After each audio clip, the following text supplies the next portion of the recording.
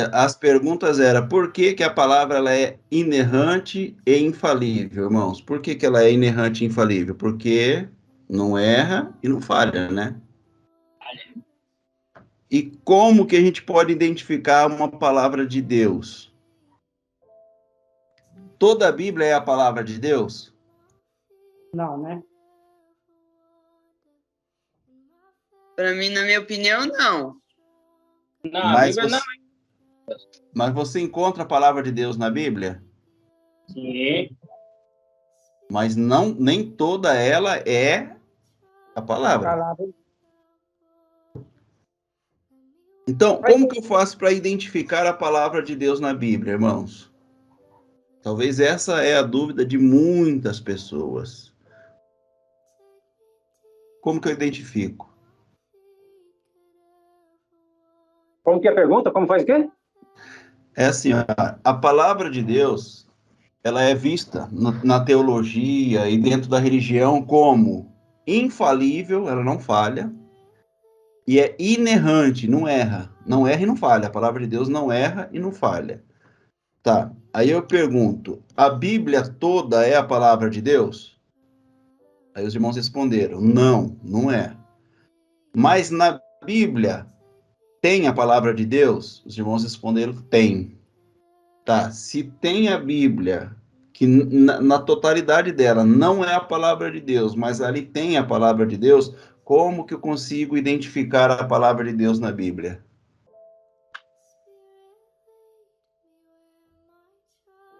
Como que eu acho a palavra de Deus na Bíblia? Essa foi a pergunta que eu fiz. Então, eu disse que essa foi uma das dúvidas, uma pergunta que você fez para mim, né, irmão Sérgio, um tempo atrás aí. Como Isso. ver, como identificar, como entender a palavra de Deus na Bíblia. A irmã Creuza, ela tem uma frase que ela fala assim, muitas vezes, olha, Deus disse, mas não falou. E fica meio vago isso, embora ela tá certa no que ela está dizendo, mas para quem ouve, fica meio vago isso, né? Nem tudo que está ali que Deus disse foi o que Deus falou. Nem tudo que Deus falou foi o que Deus disse. Entendeu? E ela fala isso aí por causa de. Nós fizemos muitos estudos a respeito disso, então ela captou e ela verbaliza isso porque ela entendeu. Mas tem gente que não entendeu ainda isso. E agora, como que eu faço para identificar dentro das Escrituras a palavra de Deus? Tem muitos irmãos que dizem que não tem a palavra de Deus nas Escrituras, né? Que era para o passado, era algo para a época. Se você for conversar com alguns irmãos aí, eles vão dizer, não, isso aí era literatura para aquela época, para aquele povo, né? Para aquela região, para aquelas condições daqueles irmãos. Em parte, é realidade isso que eles estão dizendo. Mas nós conseguimos identificar a palavra de Deus nessas histórias, irmãos. Isso aí está claro, isso aí a gente consegue identificar a palavra de Deus em meio à história. Então, pensa comigo aqui uma coisa, para nós meditarmos, tá? A gente não tem pressa, não, a gente vai devagarinho aqui, só para a gente pensar um pouquinho e meditar um pouquinho. Quando eu afirmo que a palavra ela é inerrante e infalível, essa afirmação ela é uma afirmação absoluta, irmãos. Eu tenho toda certeza, é absoluto, eu tenho toda certeza que a palavra de Deus não erra e que a palavra de Deus não falha. Afirmar que a palavra de Deus ela é inerrante é o mesmo que dizer que a palavra de Deus não erra, correto? Se a palavra de Deus não erra, ela é inerrante, ela é não errável, ela não erra. O que Deus fala é exato, não erra. Quando eu digo que a palavra de Deus ela é infalível, é o mesmo que dizer que a palavra de Deus não falha, correto? Daí está tudo dentro do entendimento, né, irmãos? Então, se a palavra de Deus não erra, se a palavra de Deus não falha, a pergunta é: o que é a palavra de Deus? O que é essa palavra, então? Esse algo tão absoluto, irmãos. O que é esse algo tão absoluto que não erra e não falha? Essa é uma pergunta que muitos não conseguem responder. Não tem resposta para essa palavra. Existe o contexto, existe a afirmação, mas muitos não entendem e não conseguem verbalizar a resposta para essa pergunta. Então, vamos lá. Para entender essa questão, a gente necessita considerar que, primeira coisa, eu preciso procurar identificar a natureza da palavra de Deus.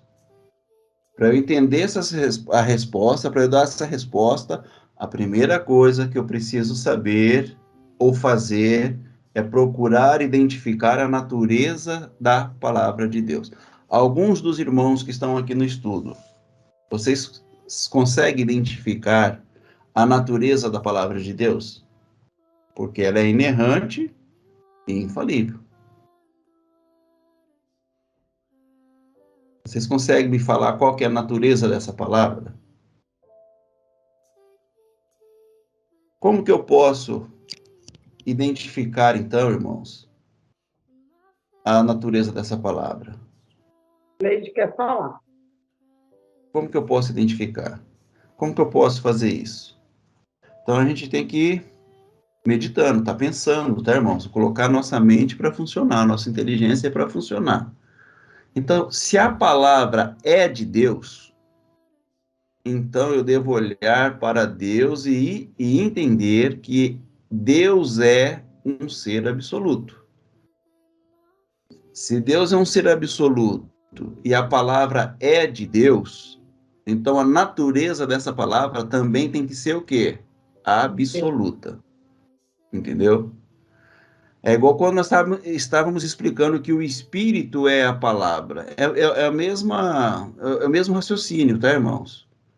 Então eu vou identificar a palavra de Deus como? Como que eu vou olhar para a Bíblia e identificar? Bom, se Deus ele é absoluto, eu devo olhar para a palavra como também ela sendo o quê? Absoluta. Porque ela vem de quem, irmãos, essa palavra?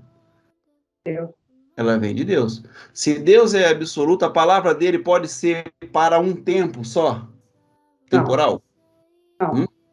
Não. Então pensa comigo, se Deus ele é eterno, tem como ele dar um espírito temporal para a pessoa? Não. Tem como ele dar a palavra temporal para a Não. pessoa? Ou para um povo?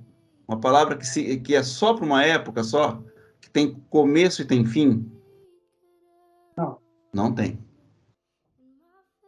Então, isso já é um passo para nós entendermos a natureza da palavra de Deus. Então, se a palavra é de Deus, eu devo olhar para Deus e entender que Deus é um ser absoluto, portanto, a sua palavra precisa também ser o quê?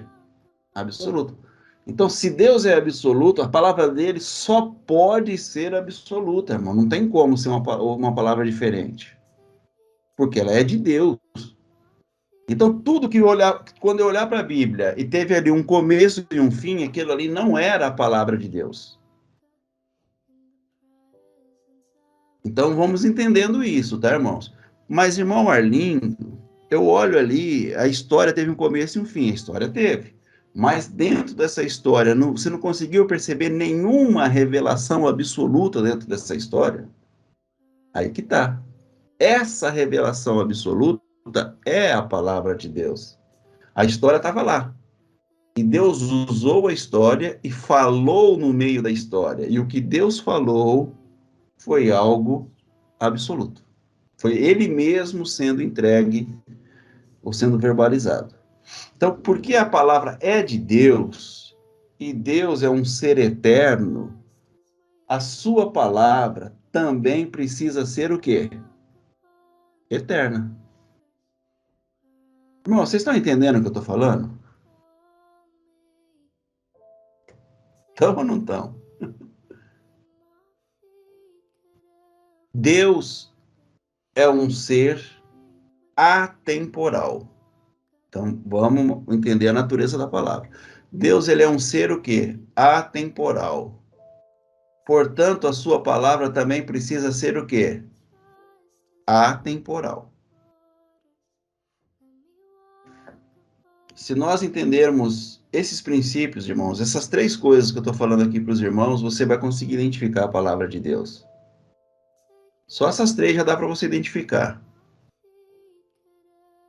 Então, para tanto, a gente precisa entender de uma vez por todas, tá? De uma vez por todas, que quando eu falo da palavra de Deus, eu preciso compreender que a palavra de Deus não se enquadra, não se encaixa e não pode ser limitada nas categorias do tempo, nas categorias da história e nas categorias das culturas.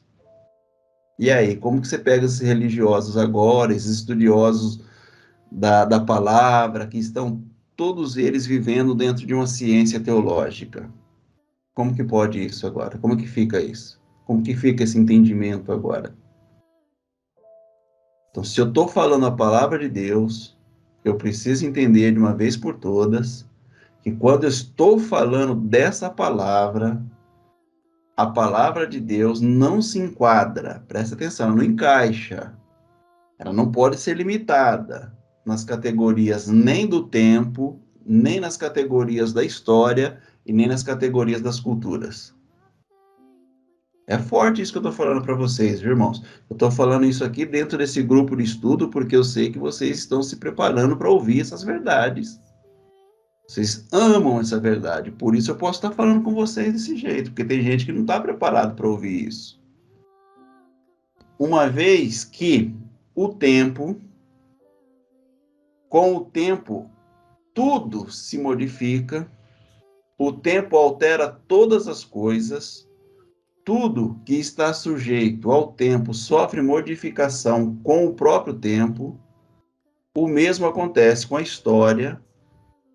O que é história? O que é história, irmãos? O mesmo acontece com a história. O que é história? A história é sempre a narrativa dos fatos que sucedem no eixo do tempo, a partir da perspectiva, da interpretação e da subjetividade de um certo observador. Uma coisa, que eu até ergui a mãozinha, que eu queria falar uma coisa. Então fala uma coisa. Contraria um pouco aí alguns entendimentos, porque eu tenho essa dúvida. A minha dúvida é português, é de português, porque eu até quando falo assim, eu digo, a Bíblia, ela tem palavras que escreveram que Deus falou, porque a Bíblia é escrita na terceira pessoa, então eu estou assim, praticamente saindo da questão do irmão Arlindo, por isso que eu fiquei quieto. Então, a Bíblia, ela é escrita na terceira pessoa, essa é a minha dúvida, porque eu escrever, o irmão Arlindo chegar, daqui para diante, os irmãos vão participar do estudo, tudo de roupa verde.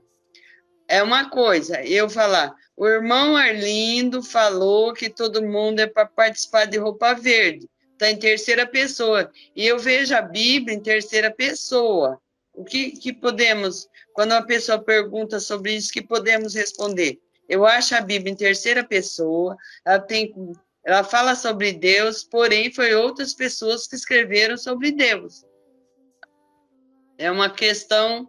Porque Deus não catou a caneta, foi lá e escreveu a Bíblia. Amém, irmãos? Amém, amém. Mas eu vou falar para você uma coisa, irmã Cileide. Deus não pegou a caneta, não escreveu a Bíblia, mas Deus, na sua sabedoria, na sua onisciência, ele fez o quê? Ele usou a história dos homens para revelar naquela história a vontade dele. Eita, sem ele ter que escrever nada, sem ter que mandar nada, ele usou dessa sabedoria. Isso. Entendeu? Oi, Marlene. Oi. Sabe que eu fico em dúvida? A questão dos livros apócrifos, né? Certo. Porque tem muitos e muitos e muitos. E um dia desse eu estava vendo um documentário que no Vaticano tem relatos bíblicos guardados assim, há muitos milhões, mais de 1000 anos aí, 2000, 3000, sei lá, muito tempo. e ficam guardados, assim, de ter um segurança na porta lá do lugar que fica, né? Então, eu fico em dúvida se por que que esses, igual, por exemplo, o João Ferreira Almeida tirou alguns. Já a de Jerusalém já tem outros. E por que que outros não entraram, sabe? Porque, na verdade, eu entendo, assim, que elas se renovam no nosso entendimento e tudo. Mas eu fico em dúvida, sabe? Com isso. Se o irmão puder falar alguma coisa sobre. Então, irmã, escritos, você acha que você pode escrever alguma coisa hoje para revelar Deus? Sim. 100%, você pode escrever. Sim, Aí, o que acontece? Vai entrar como um livro aceito pela Bíblia, o que você escrever? Não. Não vai entrar. Então, as pessoas vão olhar e vão dizer assim, ó, é uma palavra apócrifa. Ah, apócrifo significa isso. Porque os homens não consideram, entendeu? A Vulgata, a Septaginta não consideraram, por isso que ela é vista como apócrifas. Mas qual que é o significado dessa palavra? Seria... Segundo os homens, é não inspirado, não revelado. Então. Entende? Segundo os homens. Por quê? Então, Porque até... Irmã Elma, até aqueles que eles falam que é inspirado e revelado, eles não conseguem enxergar, imagina os outros, então. Pois é, porque eu entendo apócrifo também, já procurei saber o significado, como é uma palavra que não foi esperada, mas como eles sabem? Então, é justamente isso. Então, irmã Elma, hoje eu mandei uma mensagem assim por irmão Lázaro, né? Entristecer o espírito.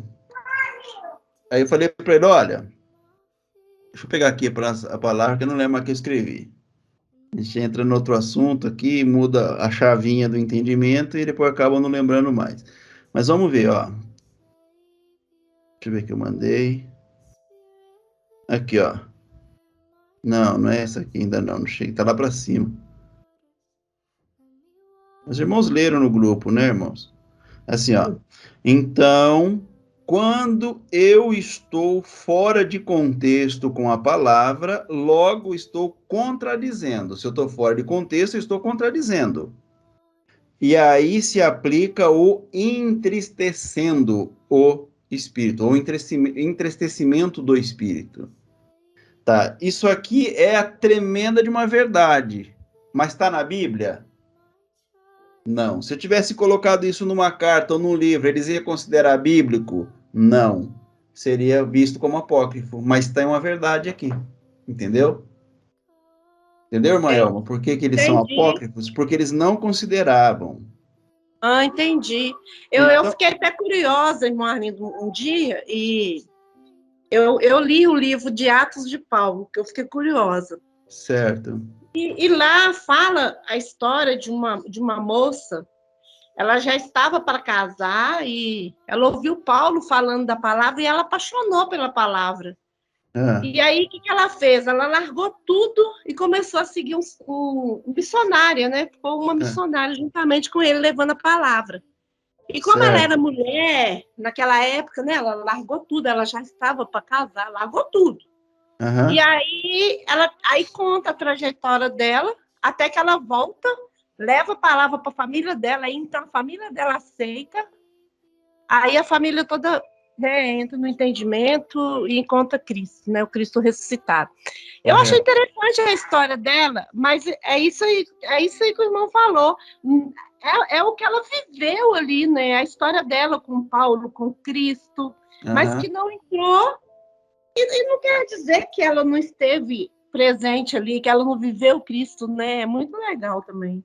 É a mesma coisa a sua história, Maelma, a sua história. Uhum. Você vai dizer que a sua história é uma mentira? Não. Se você quiser contar a tua história, você consegue revelar Deus na tua história? Sim, com certeza. Só que quando os homens pegar esse livro da tua história, da história da Elma, eles vão colocar isso na Bíblia como sendo a revelação da palavra de Deus? Não. Aí eles vão dizer não, porque não pode entrar na Bíblia, porque é um escrito que não foi inspirado. Olha Entendeu? só. Isso se Aí torna fica um sendo um escrito apócrifo. testemunho. Hã? É. Aí fica sendo um testemunho, né? A minha história vira um É, testemunho, mas não entra na palavra, né? Não isso é entra na considerado Bíblia. como apócrifo. Então, mas é aí que vou falar para vocês uma coisa. Por que que não tem necessidade dos apócrifos entrar como sendo ali um livro de estudo para gente hoje, irmãos? Porque tudo aquilo que os apócrifos trazem, outras histórias que já estão contidas na Bíblia também trazem a mesma coisa, não muda nada. Entendi. Entendeu? E João fala também, né, que se fosse falar tudo, não Exato. existiria mundo nenhum, lugar nenhum no mundo que caberia tudo que Tanto, é tanto isso. revelação. Porque cada um de nós, irmãos, temos uma história com Deus. João fala isso, né? No final do Cada livro um de dele. nós temos. Eu lembro, assim, quando eu comecei a entender que nós tínhamos que viver a nossa história com Deus, para mim foi um choque, irmãos, foi um baque, porque o tempo inteiro eu fui ensinado a viver a história de Davi, a história de Salomão, a história, né, de Paulo, a história do Pedro, a história de João, a história de José do Egito, a história de Moisés. Você fala assim, mas e eu? Como que eu fico nessa com Deus? Como que eu fico com Deus? Eu não tenho Exatamente. uma vida, eu não sou real, a minha vida não Exatamente. representa Deus, então eu tenho que viver a minha vida com Deus. A coisa mais certa para mim, irmãos, mais real para mim é a minha vida que eu vivo com Deus. Essa é a coisa mais real que eu tenho. A maior intimidade que eu tenho com Deus, ela parte da onde? De um livro ou de quem eu sou? A sua história com ele. Logo, irmã Arlinda, olha se eu estou certa no meu pensamento. Logo, então, a Bíblia ela não é sagrada, né? Não, A não é nossa sagrada. A Bíblia vida não com, é a sagrada. nossa vida com ele é que nos faz essa comunhão, né? Sim, justamente. Então, eu Houve estou certa nesse Isso. pensamento. Houve sim na Bíblia objetos que foram considerados sagrados para revelações eternas. Tem objeto na Bíblia que revela eterno, é uma revelação eterna, tá? O objeto já não existe mais, só que ele representou uma revelação eterna. Um candelabro, Entendo, por exemplo. O entendo. candelabro, ele acabou, mas ele é eterno, não acaba nunca. A Sabedoria, revelação né? do que é o candelabro, a revelação da arca acaba? Jamais. Jamais, porque era um Porque ali objeto. era Cristo, né? Revelava Cristo. Tudo revela Então, Cristo. então, era um objeto para aquela época, mas aquela representação do objeto era uma palavra eterna. Entendi. Se é eterna, ela é para todo sempre, entendeu? Tudo certo. Olha que Isso. legal, né? É muito legal você entender isso. Por isso que você tem que entender a palavra de Deus, o que é a palavra de Deus e o que não é a palavra de Deus. Aí a pessoa vai Muito dizer assim: não, eu não concordo com você, porque na história dos hebreus, olha só o que ele vai falar. Na história dos hebreus houve a ordenança do ministério sacerdotal que tinha que ter o candelabro no templo de Salomão. Eles podem dizer isso aí, tá? Ó, que tinha que ficar aceso o tempo inteiro, aquela lâmpada não poderia se apagar, mas no ano 70 o templo foi destruído e a luz apagou. Então, não era a verdade de Deus, era só para aquele povo e para aquele tempo. Que enganação, irmãos. Que falta de compreensão de Deus. A pessoa não Exatamente. entendeu Deus. Aquele candelabro, ele nunca irá se apagar. Mas onde você vai mostrar o candelabro aceso, irmão Arlindo? Jesus, ele vem e fala assim: vós ou vocês são o candelabro de Deus, vocês são a luz do mundo. Eu sou a luz, eu acendo vocês e vocês agora se tornam a luz para todo o sempre. Não precisa mais ninguém ficar enchendo o candelabrozinho de ouro, não, porque agora o homem é a luz do mundo. O homem agora em Cristo, ele é esse candelabro de Deus que é perpétuo, é para todo sempre. Entendeu? Mas os homens acham que isso foi destruído nos anos 70. Por que que nos anos 70 destrói o templo, irmãos? E arrebenta com o candelabro? Porque o candelabro já estava aceso na pessoa de Então Cristo. não precisa mais completar o azeite na lâmpada, né? A lâmpada Não. fica acesa Não. eternamente. Eternamente.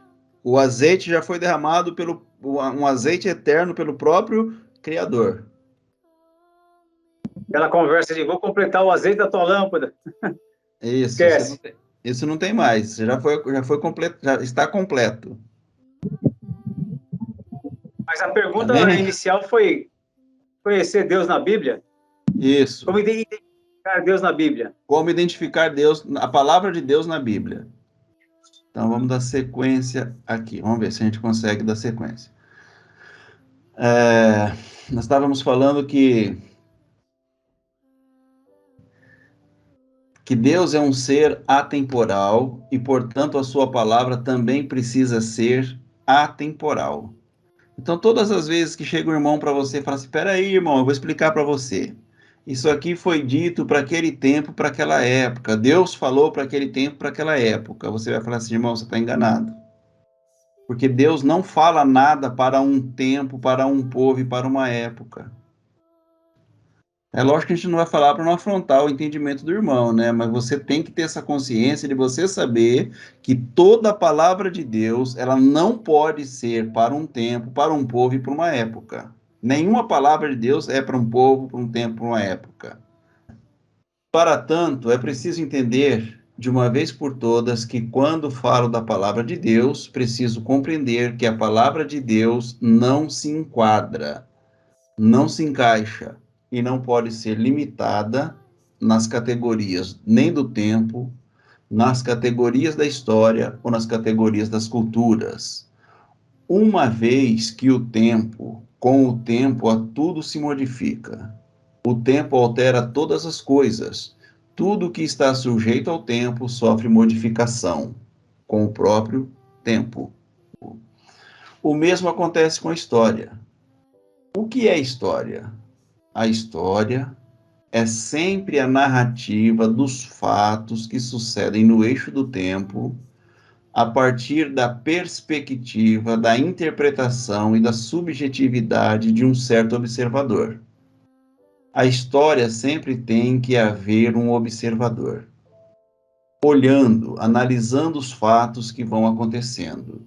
E então esse narrador, este observador, agora passa a apresentar em forma narrativa o que a história, ou seja, ele sempre dá uma interpretação dos fatos a partir de sua própria concepção, a partir dos seus propósitos, dos seus pressupostos, a partir da sua consciência, da sua subjetividade.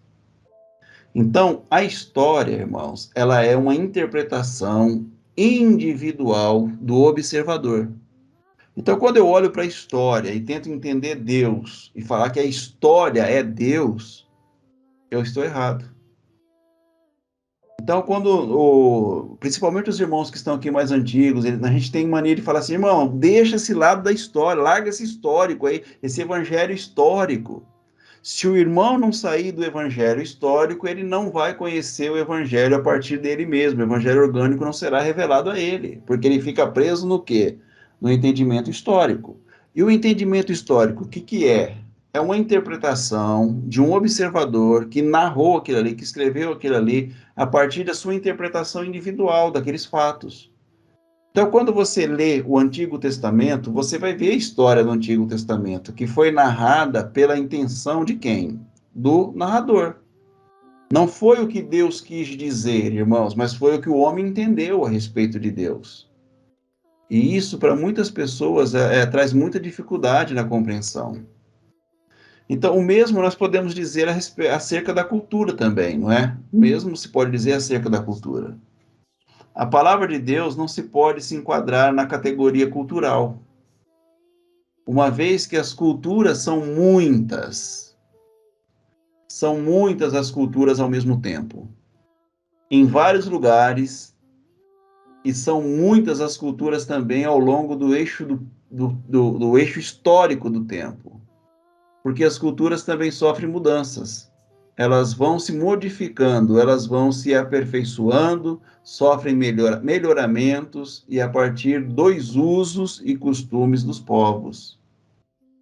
Então Deus ele se enquadra nas culturas dos povos? Não, não se enquadra. A palavra de Deus não. Deus não.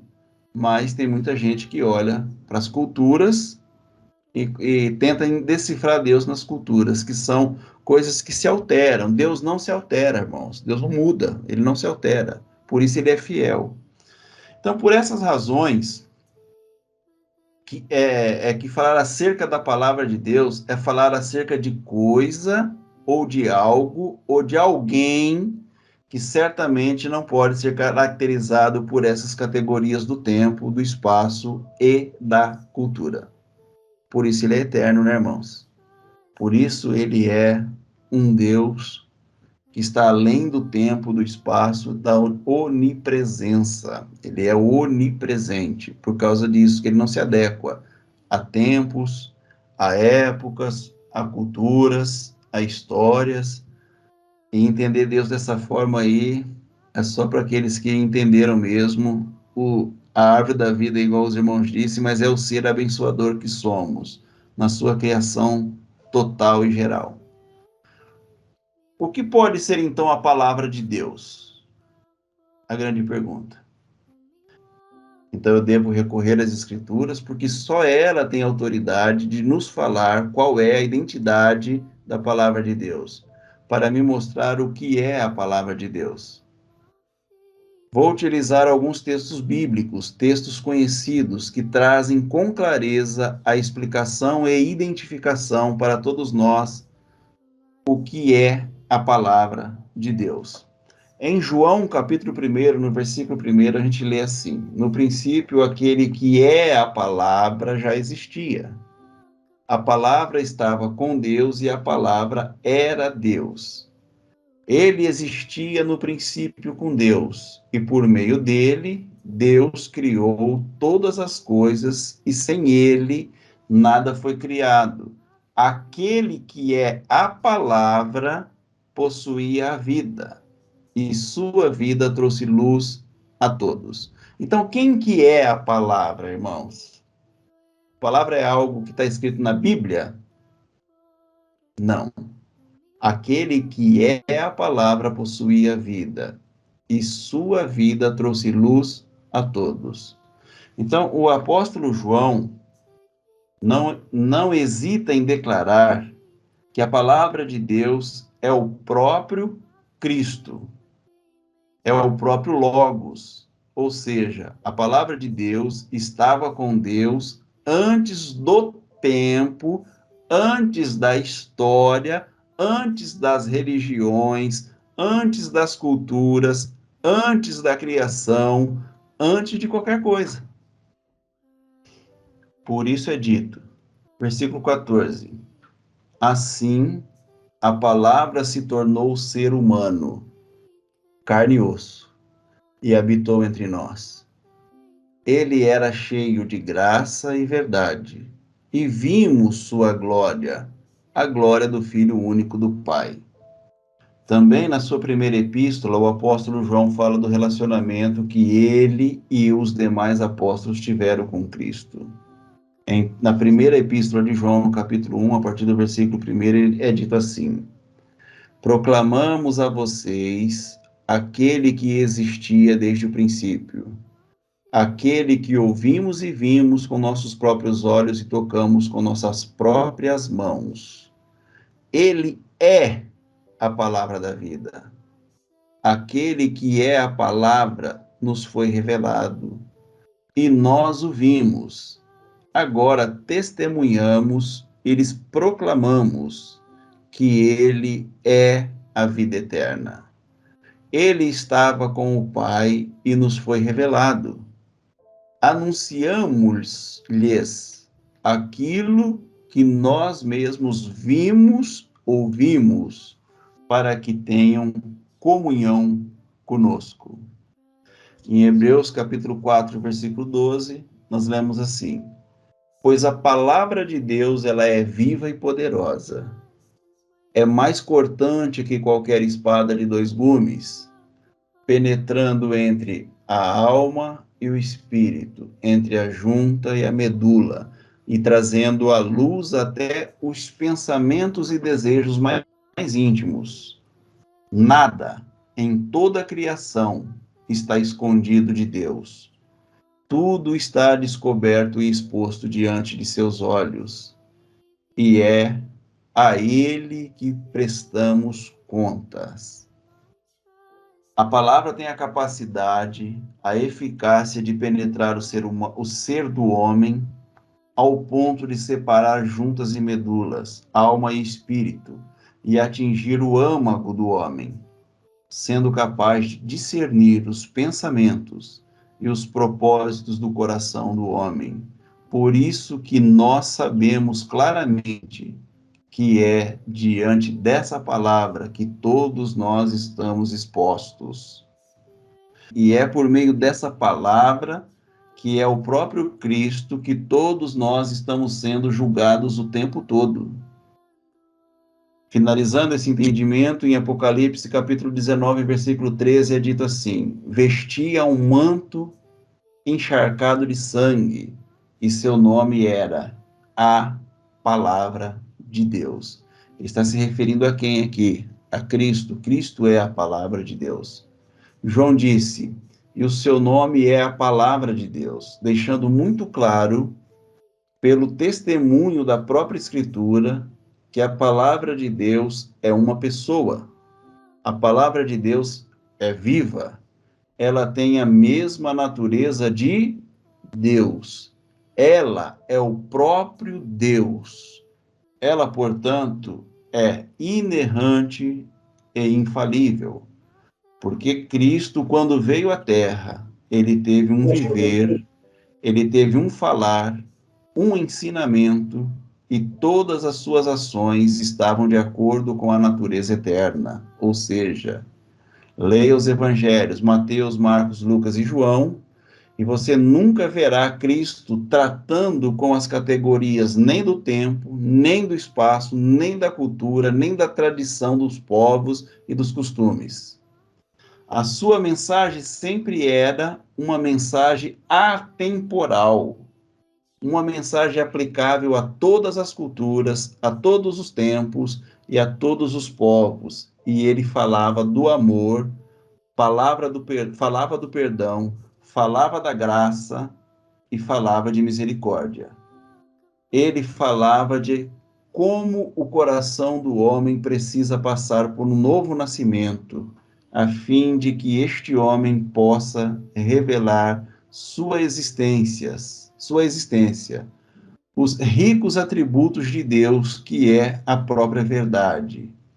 E é aí que posso falar que Cristo, a palavra encarnada de Deus, é inerrante e infalível, porque a palavra é eterna e é aplicável a todos os tempos e a todos os povos e não é passível de nenhuma mudança. Amém? É isso aí, irmãos, que eu tinha que passar para vocês. Textinho até meio longo, mas é isso aí que eu precisava passar. Se ficou alguma dúvida, a gente vai conversar no decorrer da semana, aí, dos dias, né? Para tentar esclarecer isso para os irmãos. Mas por que a palavra é inerrante e infalível? Porque ela é o próprio Cristo. Cristo é a palavra de Deus. Então, Cristo, ele foi mostrado na história. Então, a palavra de Deus está na história. Entendeu, irmãos? Por favor, abre os microfones e comentem aí o que vocês entenderam ou não entenderam. Então, a palavra de Deus está na história, mas também a verdade, a vida e o caminho está na história. Exato. Exato. A palavra de Deus, então, foi só para aquele povo, para aquele tempo, ou Valdecir Cândido? Não, jamais. Não. O que foi para aquele povo e para aquele tempo era a palavra de Deus? Não. Podia ser qualquer tipo de palavra, irmãos. Podia ser palavra de um rei, de um sacerdote, de um profeta, menos a palavra de Deus. Se perdeu no eixo da história, então não era a palavra de Deus. Entendeu? Que a palavra de Deus não se perde no eixo da história e do tempo, das culturas. Eu acho que ficou bem claro, né, irmãos? Não sei se ficou para os irmãos aí, mas a gente tentou passar o jeito mais claro possível. Muito bem explicado, foi muito bom. Para mim, eu gostei muito. Amém. Eu lembro que a irmã Elma era uma das pessoas que ficava muito incomodada, né, irmã Elma, com as conversas do grupo, né? Desses irmãos que chegam e falam assim, não, irmão, você não está entendendo porque essa palavra aí era só para o povo hebreu. Não é para nós isso aí. É só para aquele Sim, povo, para aquele tempo lá. Meu irmão, eu fico assim olhando, observando, e falo assim, poxa vida, Senhor, quando que esse irmão vai ter entendimento? Que a palavra do Senhor não pode ser para um povo só. Não existe isso, porque se fosse assim, Deus estaria fazendo acepção de pessoas. Entendeu? E ele não faz acepção de pessoas. O mesmo Deus que tratou o Davi, ele vai tratar o Serginho do mesmo jeito, ele não vai mudar o tratamento dele.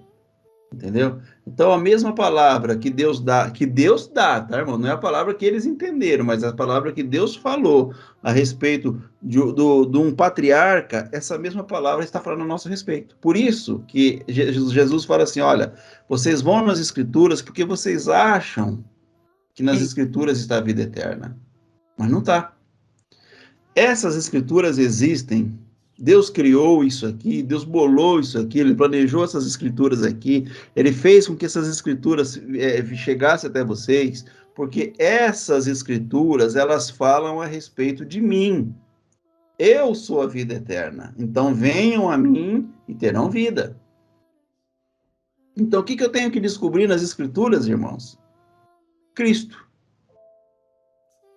E descobrindo Cristo, eu vou descobrir o que é Deus e quem sou eu. Então entenderei a minha origem, a minha natureza e o meu destino. E uma vez entendendo a minha natureza, a minha origem, a minha natureza e o meu destino, eu não estou mais perdido. Porque eu sei de onde eu vim, eu sei quem eu sou e eu sei para onde eu estou indo. E uma pessoa que sabe de onde veio, quem é o pai dela, de onde veio, qual família ela é, qual que é o sobrenome que ela tem e para onde ela está indo, se alguém chegar para você e perguntar quem você é, você fala, eu sou fulano. Da onde você veio? Eu estou vindo de tal lugar. E para onde você está indo? Para tal lugar. Então, essa pessoa está perdida? Não, ela está salva. Mas se você chegar para alguém e perguntar assim para ele, ô irmão Sérgio, ô Serginho, da onde você veio? Ah, não sei, irmão Orlindo. Vixe, esse irmão não sabe de onde veio, né? Mas quem que é você? Ah, eu também não sei quem que eu sou, não. Eu não sei o que eu estou representando aqui nessa vida. Eu não sei o que eu estou fazendo nessa vida. Vixe, então só confirma que ele está perdido mesmo. Ô, mas fala, mais uma pergunta aqui. Para onde você está indo? Ixi, também não sei. Não sei se eu estou indo para o céu, se eu estou indo para o inferno. Não sei para onde eu estou indo. Falei, vixe, esse irmão está totalmente o quê? Perdido. Porque não sabe da onde veio, não sabe quem representa e não sabe para onde está indo. Mas uma vez que você sabe essas três coisas e você tem a convicção dessas três coisas, você não está mais perdido. Entendeu? Quando vier um problema, soprar nos seus ouvidos, dizer para você se você é filho de Deus, você vai falar assim, se não, eu sou filho de Deus. Não tem o se. Ah, mas transforma suas pedras em pães. Não só de pão vive o homem, mas o homem vive de toda a palavra que vem da boca do meu Pai. Olha só, o que é uma pessoa que sabe das coisas, irmãos, que revela a verdade, que é a verdade, que é a vida, que é a palavra. É assim que vive, entendeu? Não vive mais perdido nesse mundo. Ele vive salvo, entregando salvação, revelando salvação. Mas vou deixar os irmãos falar aí que eu falei demais hoje. Ô, irmão, Oi.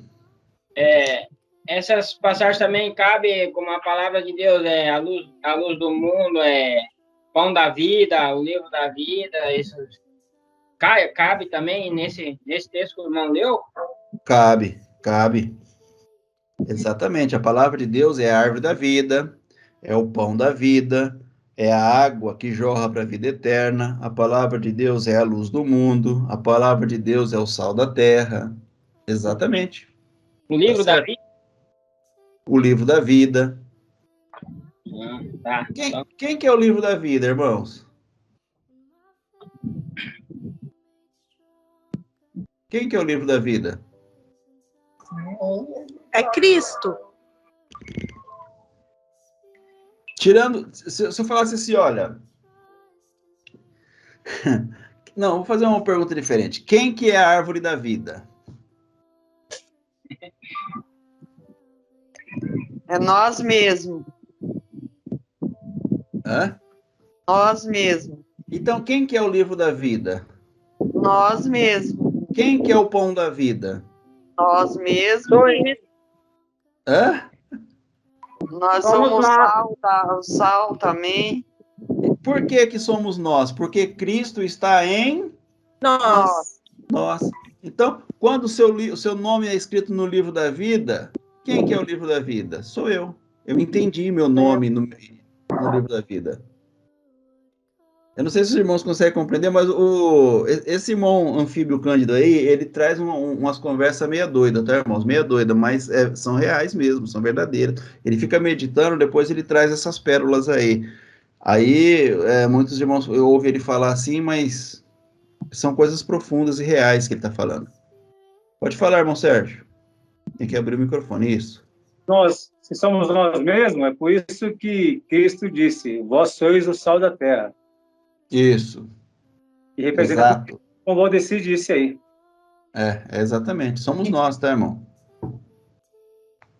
E é exato isso. Não adianta alguém vir falar para você que isso não é real, porque você sabe que é real. Isso é a vida. Não tem jeito de você falar contra aquilo que você vive. Só se você for uma pessoa que não é sincera intelectualmente, né?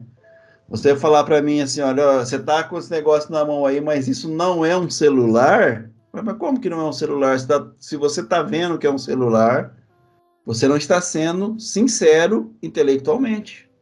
Você está se enganando intelectualmente, está querendo passar algo que não é real. Por isso, o homem viveu na escuridão por muito tempo, porque o homem revelava aquilo que ele não era. E revelando que ele não era, ele viveu na obscuridade, na escuridão. Aí Cristo vem e fala, olha, vocês são isso. Então ele começa o ensinamento, olha, vós sois o sal da terra, vós sois a luz do mundo. Então quem ouvia isso aí ficava pensando, mas como será que eu sou o sal da terra? Como será que eu sou a luz do mundo? Não é? E somos.